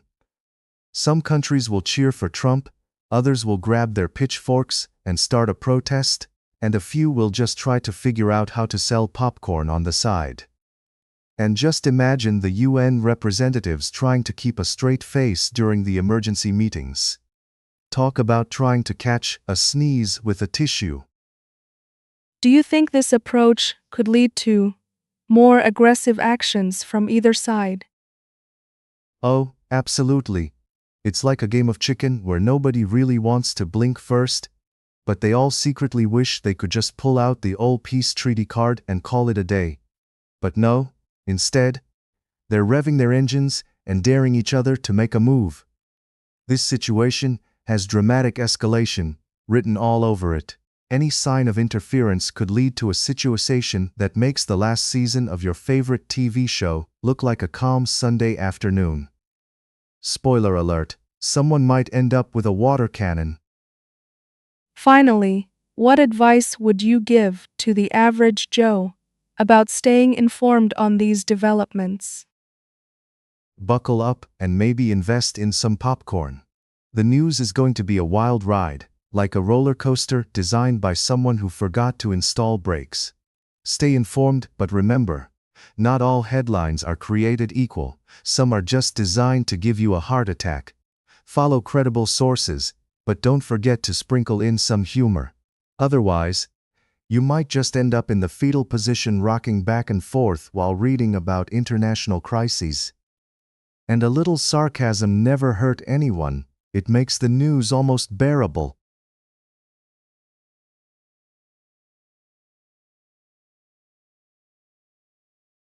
So, let's dive into this intriguing situation. UAE's involvement in a bombing campaign against Iran remains unconfirmed, yet the speculation is thicker than a foggy London morning. What are your thoughts? Ah, the classic game of geopolitical whispering. It's like playing a game of telephone, except instead of a fun party trick, we're just potentially inching toward international chaos. The UAE just might be flexing its pectorals behind the scenes, while everyone's still checking their own mirrors for confirmation. You know, it's like when you see your bro at the gym lifting weights, and you wonder if he's actually just pretending to impress you, while desperately trying not to drop the barbell on his foot. No official word yet, just a lot of finger pointing and eyebrow raising, the usual dance of diplomatic disaster. What might be the reason behind the UAE being so secretive about this situation? Oh, you know how it is. They probably have a don't ask, don't tell policy when it comes to international espionage. Right next to their look cool while pretending you're not involved handbook. It's either a well-crafted strategy to maintain that perfect tan while avoiding the spotlight, or perhaps they've all bought stock in the confusion industry. I mean, if a corporate merger can lead to months of speculation, why not play with global relations as well? After all, who doesn't love drama with their morning coffee? They're probably just waiting for a grand reveal, like the world's worst magic show. How do you think this could escalate, considering the various players involved? Well, you've got the UAE, Iran, the US, and Israel, all in this bizarre geopolitical potluck where everyone might just end up eating a salad made of tensions. If they really wanted to kick up the drama, they could throw in a celebrity or two for good measure. Imagine Iran and the UAE launching a joint venture reality show, keeping up with the conflicts. It could go from speculation to full-blown soap opera faster than you can say, oil embargo. But in all seriousness, The more speculation flies around like confetti at a New Year's party, the higher the risk of someone feeling a little too bold and deciding to light the fuse. And we all know how well that ends. What do you think the media's role is in all this speculation? Oh, our dear media, always ready to be the ultimate gossip mill. It's like they're the high school cheerleaders of the international stage, taking every whispered rumor and spinning it into a headline that sells like hotcakes on a Sunday morning. They thrive on speculation like a cat lives on curiosity. It's what they do best. So, while you're sitting on your couch, absorbing the latest breaking news like a sponge, they're out there, trying to turn every murmur of possible war into a gripping thriller. Sometimes, you have to wonder if they have a secret pact with the drama gods, ensuring that there's always something juicy to report, regardless of whether it's actually happening or not. What's the general public reaction to all these developments, given the mixed messages? Oh, it's the classic, let's all panic, but also scroll through memes situation. You've got some people clutching their pearls, ready to hurl themselves into the nearest bomb shelter at the slightest hint of trouble, while others are just scrolling furiously on their phones, trying to figure out which TikTok trend to jump on next. It's like watching a group of chicken littles flapping around while the sky is still firmly in place. Social media is teeming with hot takes, memes, and influencers giving their 2 cents, as if they're political analysts fresh off the campaign trail. The chaos is palpable, but so is the entertainment value, so I guess it's a win-win situation until it's not. In your expert opinion, what would be the best course of action for the UAE right now? Well, if I were drawing up a game plan, I'd suggest they pop some popcorn, get comfy on the sidelines, and watch the show unfold like a really bad reality TV episode. But seriously, they need to balance that tightrope of diplomacy. Too much involvement, and you're suddenly the main character in a story nobody wanted to read. It's like stepping into a pool filled with piranhas. You can either be super cautious, or you can dive in and risk becoming the appetizer of the day. They might want to play the keep calm and avoid conflict card, while hoping everyone forgets their name on the invitation list for the war. Because, let's be honest, nobody wants us to RSVP to that disaster.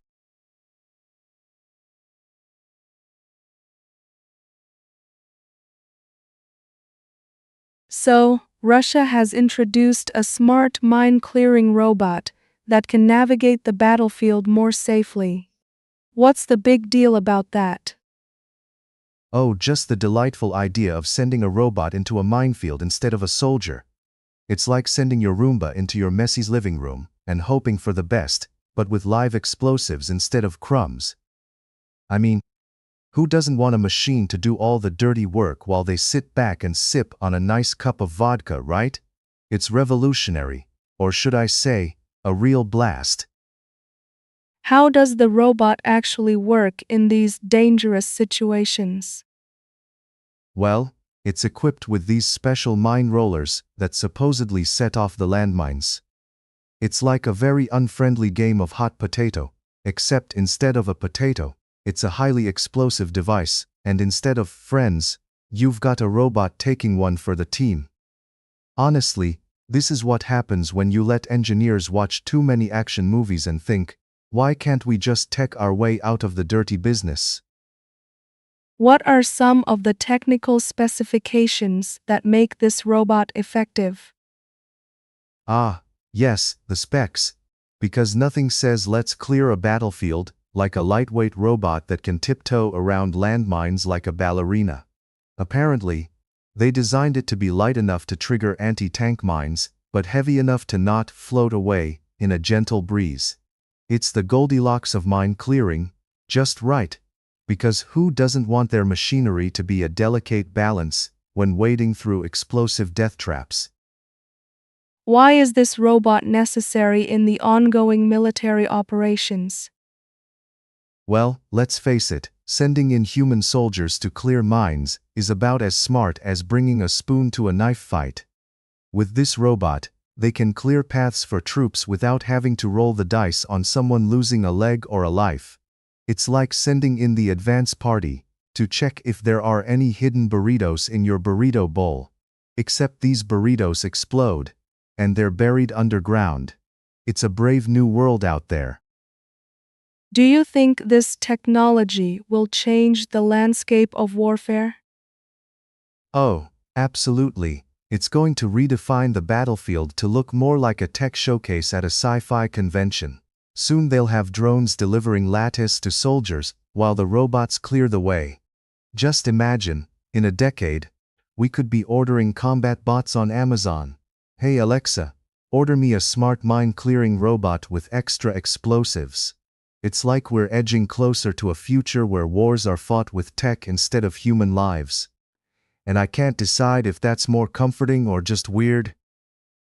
What are the potential risks of using robots for mine clearing? The classic robot uprising argument. I mean, who wouldn't want their blender to suddenly decide it's fed up with making smoothies and wanders off to clear mines instead? But seriously, the risks include malfunctioning robots becoming rogue machines, or, let's face it, miscalculating the terrain and turning into a glorified paperweight. Because nothing says trustworthy like a robot that just stopped functioning right in the middle of a minefield. It's like watching a bad horror movie where the hero has a malfunctioning flashlight, spooky and potentially deadly.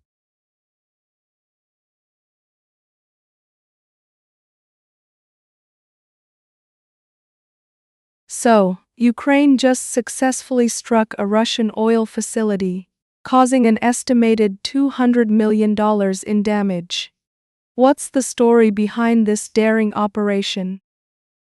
Well, it looks like Ukraine decided to give Russian oil a hot new makeover. In the best possible way, right? I mean, destroying 6 out of 10 oil tanks is basically their version of a DIY renovation project, gone way too far. They probably thought, what can we do with 200 million in damages? I know. Let's give them a whole new definition of burning money. It's like they saw the oil prices rising and thought, why not make some crude memories? Clearly, the drones are not just for show. They're more like the little underdogs at a talent show, surprising everyone with their extraordinary skills. What does this mean for the wider conflict between Ukraine and Russia? Oh, just your casual Tuesday in the world of geopolitics. I'm sure this has put a little wrinkle in Russia's oil plans. I mean, a $200 million loss is no joke. That's like losing your wallet on a night out, only it's a wallet stuffed with oil barrels. Russia's probably wondering how to explain this at their next Oil Barons Anonymous meeting. Meanwhile, Ukraine is probably feeling like they just won a round of Mario Kart and sent Bowser spiraling off the track. But let's face it, this just adds a little more spice to that bubbling cauldron of conflict. Just when you thought it couldn't get more dramatic, right? What kind of impact does this attack have on global oil markets? The oil markets. The roller coaster ride that never ends. This kind of news sends traders into a frenzy like kids at a candy store. Only the candy is oil, and the price tags are going up faster than a balloon at a kid's birthday party. When you hear about attacks like this, it's like watching someone put a hole in the gas tank of a big old truck. Suddenly, everyone's tightly gripping their wallets. You can almost hear the stock market's collective gasp. Not the oil. It might make some execs reconsider their vacation plans if oil prices start climbing higher than a cat on a hot tin roof. Are there any immediate repercussions we should be worried about?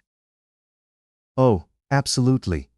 Whenever there's a huge attack like this, you can bet your last donut that the global market's going to be twitchier than a caffeine-fueled squirrel. Prices may skyrocket faster than the number of memes about this incident. And let's not forget the political fallout. Suddenly every politician who can spell oil is going to jump in with their opinions, like they just found the last piece of pizza at a party. It'll be a real race to see who can blame who first, like a game of geopolitical hot potato. What do you think the Russians will do in response to these drone strikes?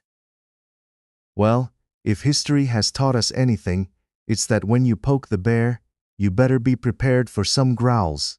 The Russians might retaliate with their own tactics, but let's hope they don't go overboard and start using rubber ducks or something equally laughable. I mean, nothing says serious military response like a bunch of inflatable quackers, right? But seriously, expect some strategizing that involves a lot of shouting and maybe an emergency meeting or two. It's always a wild guess of whether they'll respond with action or just lots of hot air blowing in the media. What can we expect from Ukraine after such a successful operation? Oh, they're going to ride this wave like a pro surfer. I mean, who wouldn't want to capitalize on a bit of success, right? They'll probably send out press releases, like they're selling the hottest new tech gadget of the year. Introducing the Ukrainian Drone 2.0, now with 200 million reasons to love it. Expect a little more pep in their step and some extra confidence at the negotiation table. It's like they've just flexed their muscles in the gym and are now waiting for the compliments to roll in.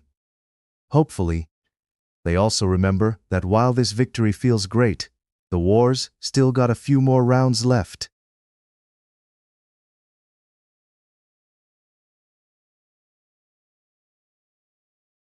Wow, Mexico just unveiled the second longest bridge in Latin America. What is the significance of the Nicupte Bridge in Cancun? Well, in a world where everyone is trying to connect, Mexico decided that the best way to do it was literally by building a bridge. It's like saying, hey, neighbors, let's just skip the small talk and meet halfway over this massive chunk of concrete. The Nicupte Bridge, at 11.2 kilometers, is not just a bridge. It's a symbol of unity, like a giant middle finger to traffic jams. And let's be honest, who wouldn't want to cross a bridge longer than most marriages these days? Plus, it connects communities to hotels. Because if there's anything we need more of in Cancun, it's tourists who can now get to their overpriced margaritas quicker. What do you think the bridge will mean for the local economy? Ah, the local economy. The magical land where dreams come true and everyone gets rich off of tourists not knowing where to find the nearest bathroom. This bridge is like a golden goose, a highway of gold that flows straight into the pockets of local businesses. Think about it.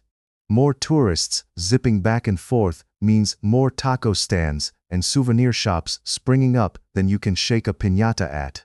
Just imagine busloads of cheerful tourists flocking over, with their cameras ready to take selfies and inadvertently become TikTok stars. All of whom will definitely forget to buy anything other than overpriced sunblock. So, the local economy? It's about to get a boost of energy that rivals a double shot of espresso. What do you think about the environmental impact of such a large construction project? Ah, the age-old question. How many trees are we willing to sacrifice for our Instagram posts? The environmental impact is like asking a toddler if they want candy. They'll say yes. Sure, the Nicupte Bridge looks stunning and all, but it's hard to ignore the fact that somewhere out there, a poor tree is shedding a tear as it waves goodbye to its leafy friends. I mean, they could have considered a nice bike path through a nature preserve.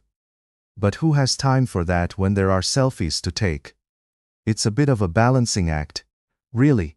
Like trying to juggle flaming swords while riding a unicycle? Sure, it's impressive, but you might end up getting burnt. Do you think this bridge will change the way residents and tourists interact in Cancun? Oh, absolutely. This bridge is not just a physical connection. It's like a relationship counselor for the city. Tourists can now hop from the hotels to local hotspots, like they're binge-watching their favorite series. Picture the scene. Locals sipping coffee as tourists spill out of their fanbafices, looking lost but ready to experience the real Cancun. Whatever that means. It's like unleashing a pack of puppies into a room full of tennis balls. Excitement ensues. But let's not forget, with great power comes great responsibility. Will the locals roll out the red carpet or roll their eyes as tourists struggle to pronounce Cancun? Only time will tell. What are some potential challenges this bridge might face going forward? Oh, challenges, the spice of life. This bridge is like that new kid in school who's got all the cool gadgets, but might not know how to navigate the social minefield. First up, maintenance. Bridges are basically giant divas. They need constant pampering.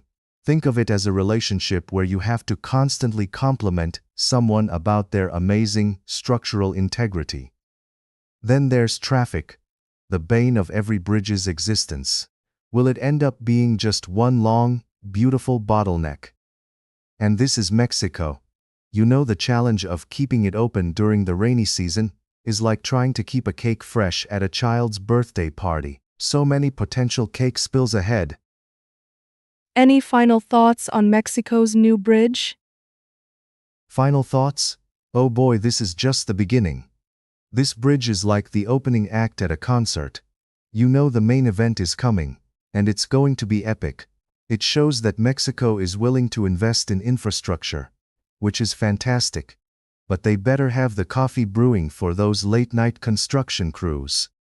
Plus, think about all the Instagram accounts that will explode because of those breathtaking views.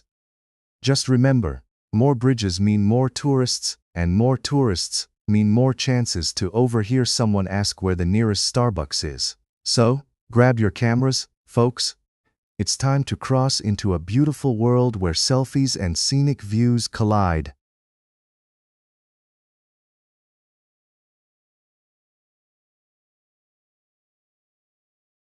So, Germany's chancellor is all about that strong US-NATO alliance, even with all the recent drama over troop withdrawals and Iran's nuclear ambitions. What can you tell us about that? Ah, yes, the wonderful world of international relations where everyone agrees on something. Like how not to let Iran have nuclear weapons. It's like trying to keep a toddler away from a cookie jar while they're screaming, "I'll just take one, I swears." Chancellor Merz seems to think that holding hands with Uncle Sam is the best way to ensure Iran doesn't turn its backyard into a nuclear playground. I mean, who wouldn't want a strong alliance while navigating those charming waters of military withdrawals? It's like figuring out how to ride a bike while juggling flaming torches. Definitely a thrilling proposition. With all this talk about troop withdrawals, what's the general vibe in Europe regarding military presence? The vibe? It's somewhere between a bad teen movie, where everyone's looking for a way out, and a real-life game of chicken at a train crossing. Europe's sitting there like a parent at a high school prom watching their kids. Should we let them leave? Are they responsible enough to handle it? The troop withdrawals have everyone a bit uneasy, imagining a future where they might actually have to deal with their own military dilemmas, instead of having the US swoop in like a superhero on a caffeine high. Do you think Merz's strong stance is going to appease both sides of the Atlantic? Well, if by appease you mean throw a party that no one wants to attend but everyone feels obligated to show up to, then yes, it could work. Merz is trying to perform this diplomatic ballet, hoping that both the US and Europe will agree to a pas de deux instead of a full-on dance-off. But, let's be real. At some point, someone's going to step on someone's toes, and then it turns into a foot fight rather than a diplomatic negotiation. Everyone wants a slice of the cake, but nobody wants to bake it, right? What do you make of the idea that Iran can't be allowed to get nuclear weapons? Is that a fair stance? Ah, the classic "no cookies for you" approach to diplomacy. It's like telling a kid they can't have chocolate cake at a birthday party. Because they went sugar crazy last year. Sure, it seems fair in theory, but in practice, it just makes everyone want chocolate cake even more. Stopping Iran from going nuclear is like putting a leash on a wild horse. You might hold on for a while, but eventually, it's going to kick and run. And let's face it, with all the tensions, we're basically just hoping our friends don't go full-blown mad scientist on us. Is it possible for NATO to stay united with all the different interests at play? Oh, NATO unity is as likely as a cat willingly taking a bath. Sure, they might all be in the same pool, but you can bet there's a lot of scratching and hissing going on beneath the surface. Keeping all those countries aligned is like herding cats who have their own ideas as about which way to go. You throw in varying interests, economic, political, you name it, and suddenly it feels like trying to win a three-legged race with everyone hopping in different directions. But hey, as long as they can keep faking their smiles for photo ops, we'll just call that a success. What's the takeaway from Merz's comments about the US and NATO relationship? Well, the takeaway is like that motivational poster you see in corporate offices. Together, we can achieve great things, if we don't kill each other first.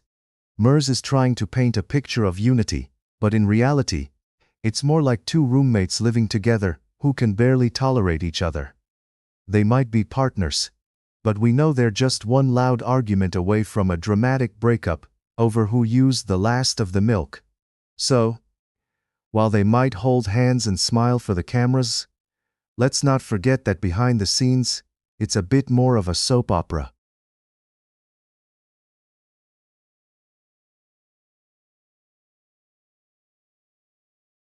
So, it looks like 25 oil tankers have left Iran amidst a US naval blockade. What's the scoop on this high-seas showdown? Ah, yes, nothing screams peaceful international relations quite like a naval blockade. It's like a game of what's in the box, but with much higher stakes and possibly fewer snacks. Out of the 25 brave oil tankers that decided to play dodgeball with the US Navy, 15 of them clearly had better GPS navigation than I do on a Friday night. Meanwhile, 7 of them were gently encouraged to take a U-turn back to Iran. Talk about a no-fly zone for oil. And let's not forget the 2 that got nabbed in the Indian Ocean. I guess they didn't get the don't go to jail card at Monopoly, and 1 vessel made its way to the Far East. And here I am struggling to find parking at the grocery store. What do you think this means for US-Iran relations?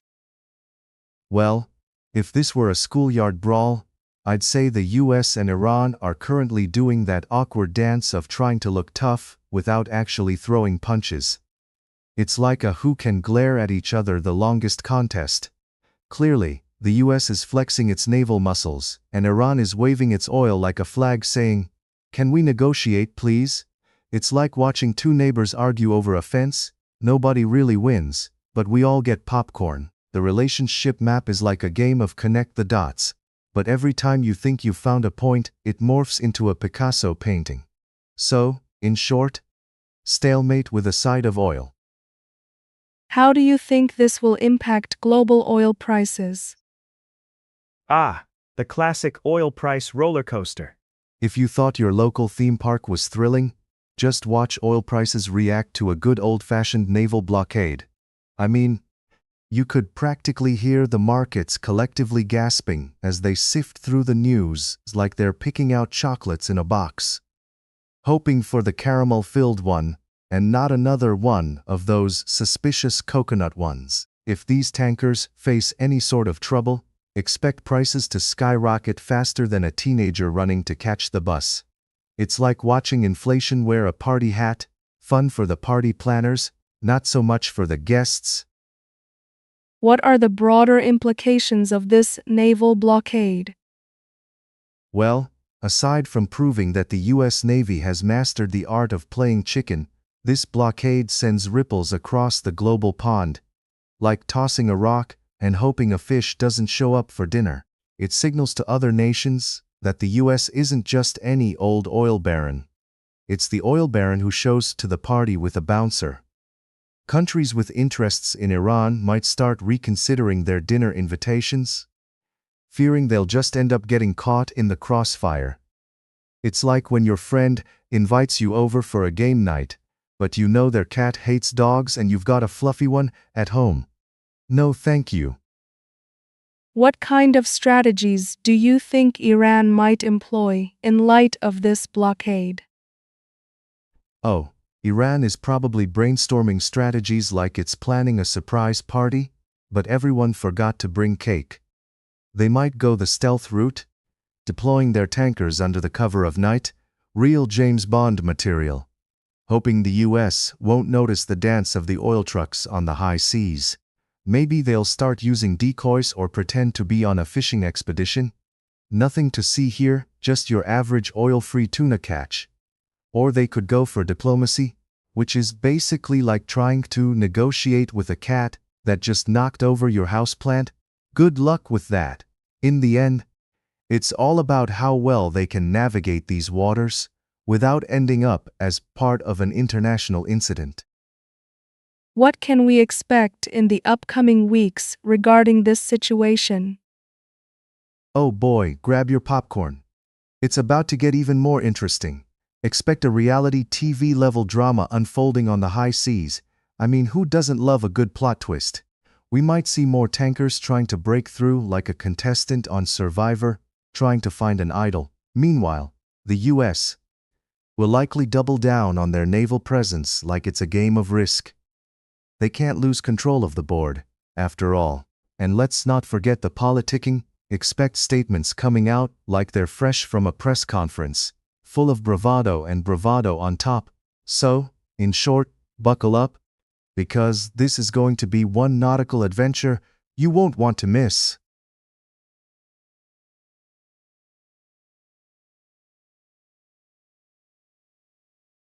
So, it seems Germany's foreign minister is really pushing Iran to disarm its nuclear ambitions and release the Hormuz Strait. What's your take on that? Oh, absolutely. Because nothing says we really want to negotiate like a stern demand for nuclear disarmament and the keys to a strait that's basically the world's gas station. You know, it's like asking a toddler not to eat the cookies and also wanting them to share their toys. Germany has decided to channel their inner parent here, but good luck with that. I mean, Iran must be nodding along, thinking, sure, let me get right on that, right after I finish building my latest nuclear reactor. Oh, and how about I throw in a heartfelt apology while I'm at it? It's almost charming to hear, really. Could you elaborate on how this demand fits into the larger geopolitical landscape? Ah, the geopolitical landscape. You mean the world's biggest game of chess with pieces shaped like politicians who often can't seem to make a legal move? Germany, standing there with its little nuclear disarmament for dummies handbook, thinks they can play mediator. But here's the kicker.